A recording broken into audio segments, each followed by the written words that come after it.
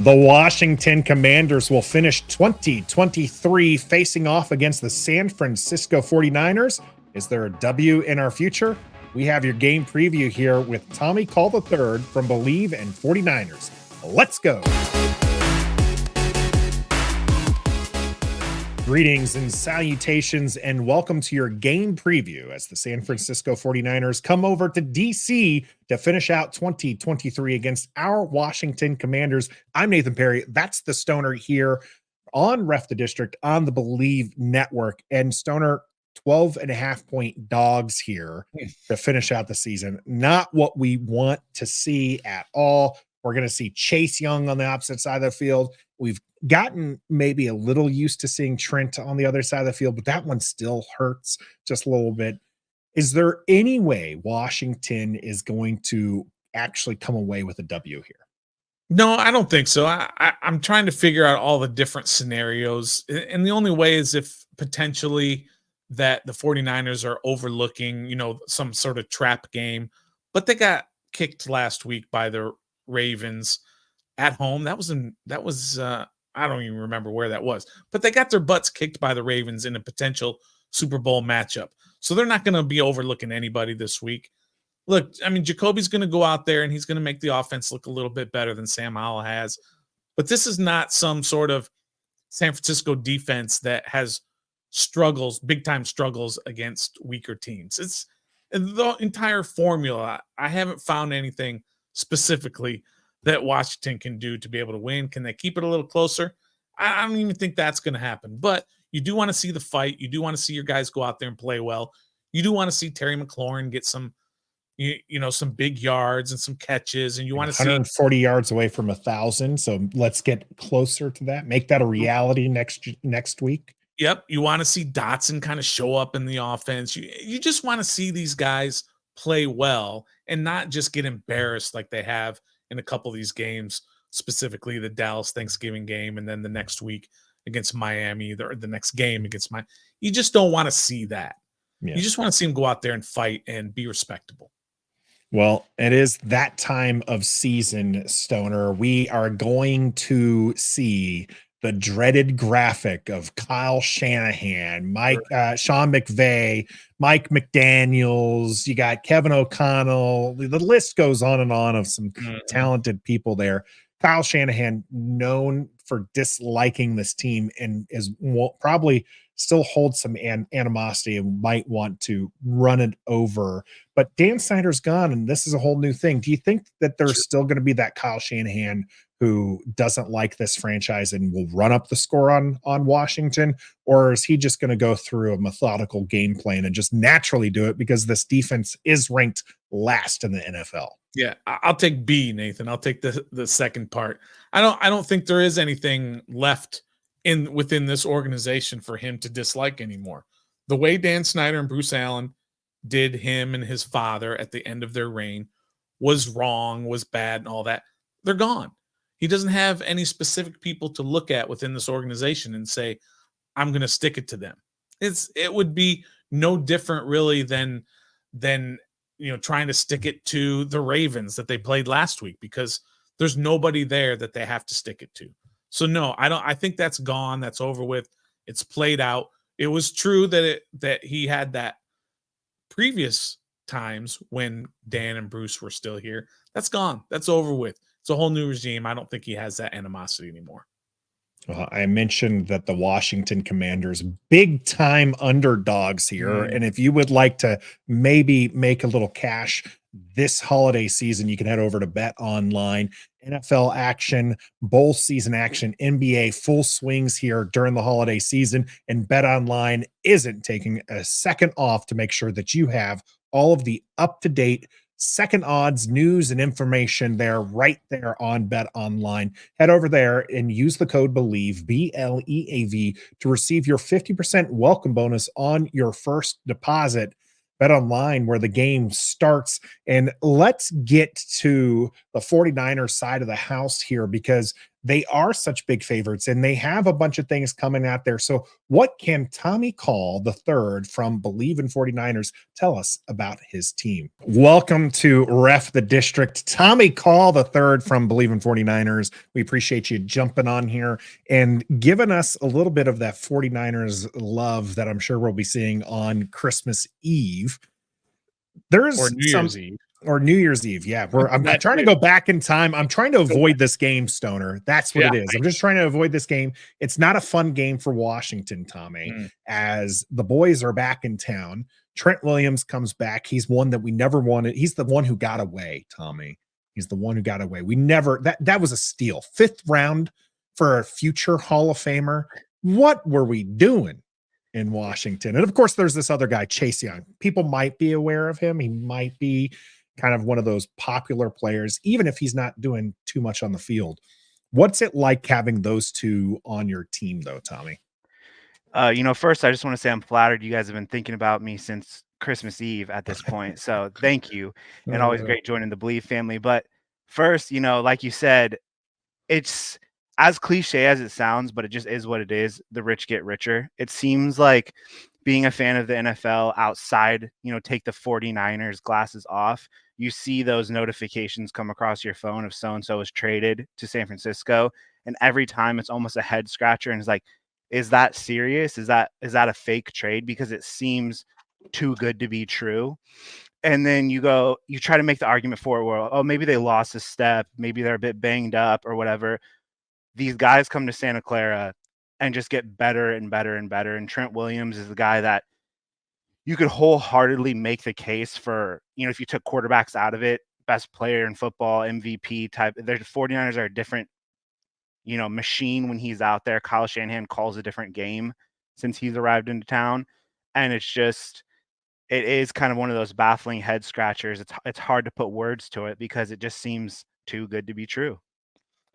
All right, Tommy, I got a question for you kind of before we get into all this in the game and everything. I'm a little confused about something. Perusing your Twitter, which is, of course, at Tommy_III, your photo layout over there is a few of the faces of former Commander/Redskins player Clinton Portis. What is the tie between Tommy Call III and Clinton Portis and the Redskins? Are you a secret Redskins fan? So, I grew up in, the late 90s, early 2000s, and my father was from Miami. And so, a Miami Hurricanes fan and also a Miami Dolphins fan. They were very bad. So kind of would root for some Canes guys at the next level. And Clinton Portis as a kid was probably one of my favorite players in the NFL. And I got his jersey, I think, for Christmas as a kid. And I wore it for photo day. And another teacher just would always call me Portis from then on out.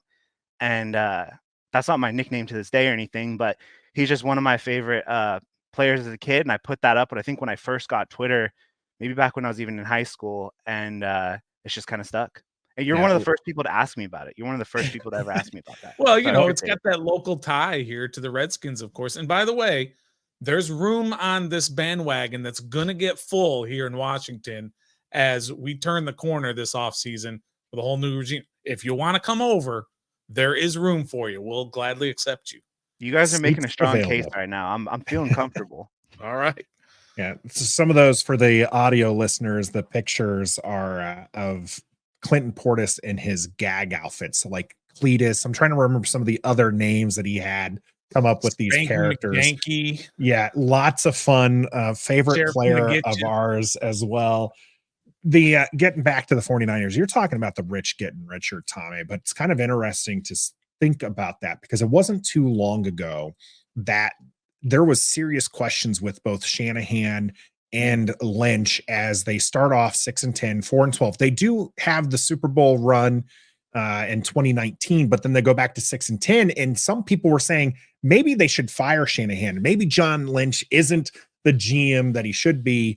And then things kind of turned around, and Shanahan is looked at as a potential coach of the year candidate, even though he's being overlooked, I think, by some other candidates who've taken teams from nowhere. And but Shanahan continues to dominate now 3 years in a row.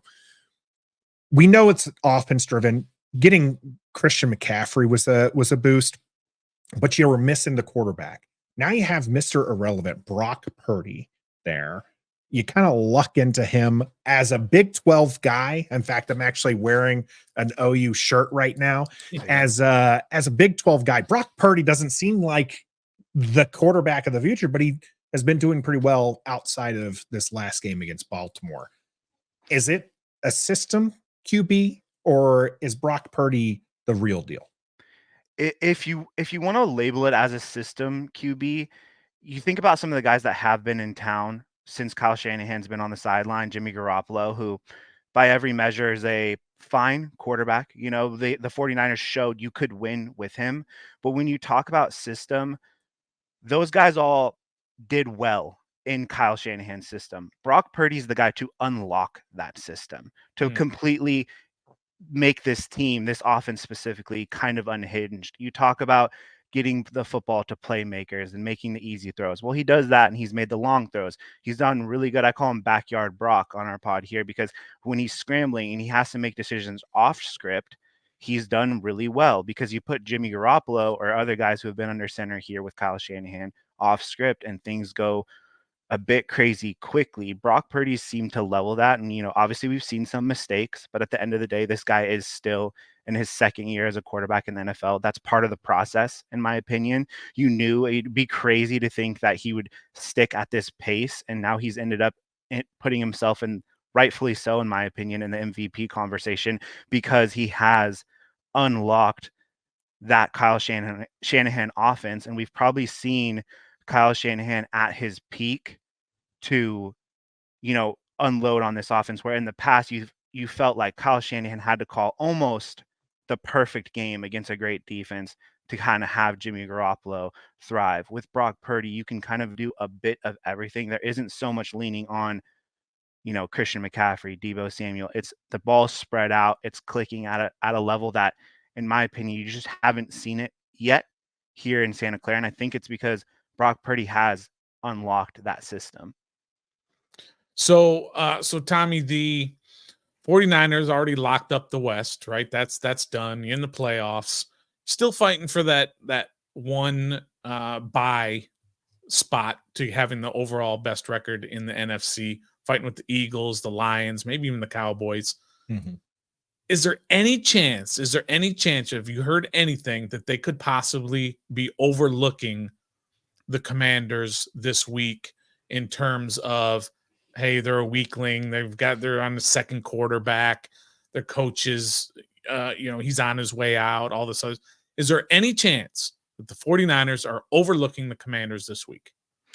Maybe if they were, coming off a big win on Christmas Eve, on Christmas night against the Ravens, but it's almost kind of the opposite of that, where I feel like for the first time this season, this team has gotten bullied. The bully gets bullied. The Ravens, Brock Purdy threw 4 interceptions, but I think you shave 2 interceptions off and all 4 interceptions off, the Ravens still probably win that game because of how good they looked and kind of pushed the 49ers around.